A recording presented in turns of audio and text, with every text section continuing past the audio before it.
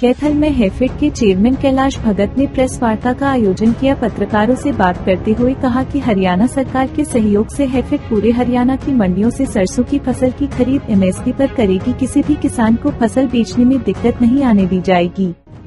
आज का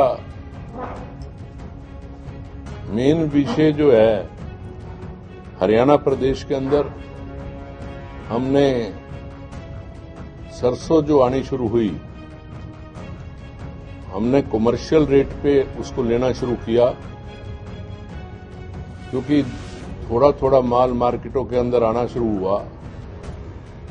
तो हमने मीटिंग करके एक फैसला लिया हैफेड ने कि हमारा काम है जिम्मेदार को मैक्सिमम रेट देने का।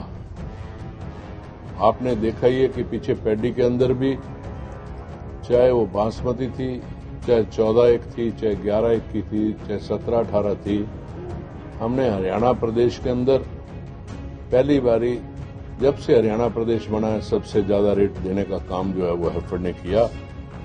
और हैफेड ने पूरा माल लेने के अलावा उसका आज तक 840 करोड़ का एक्सपोर्ट भी कर दिया और 1000 करोड़ से ऊपर का एक्सपोर्ट होने की पूरी संभावनाएं हैं।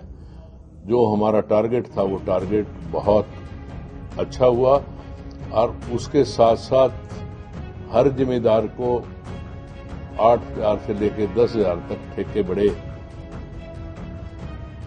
क्योंकि माननीय मुख्यमंत्री का श्री मनोहर लाल जी का एक ही हमारे को शुरू दिन से आदेश था कि आप किसानों की भलाई के लिए जो कर सकते हो वो करो, गरीब आदमी के लिए जो काम कर सकते हो वो करो, छोटे दुकानदार, अच्छे दुकानदार, बिजनेसमैन के लिए जो काम कर सकते हो वो करो।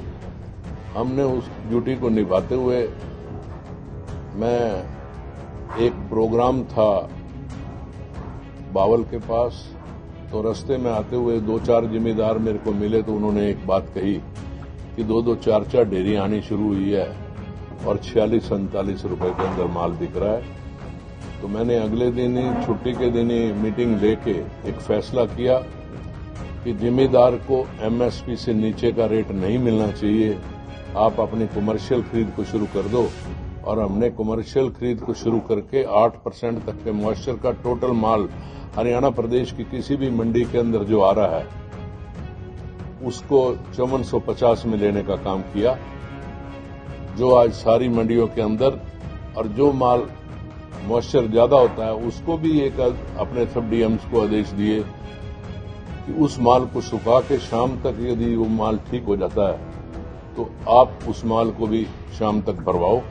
तो हमारे सारे ऑफिसर्स इस काम पे बिल्कुल ठीक तरीके से कर रहे हैं। पर 1-2 जगह ऐसी है, जैसे जींद है या सोनीपत, जहां पे व्यापारी 2.5% की दामी के लिए अड़ा हुआ है, जबकि गवर्नमेंट ने पहले भी पीछे भी 1.25% का दिया, MSP पे भी 1.25% की हुई। बाकी सारी मंडियां प्रॉपर तरीके से दे रही हैं, 2 को छोड़ के।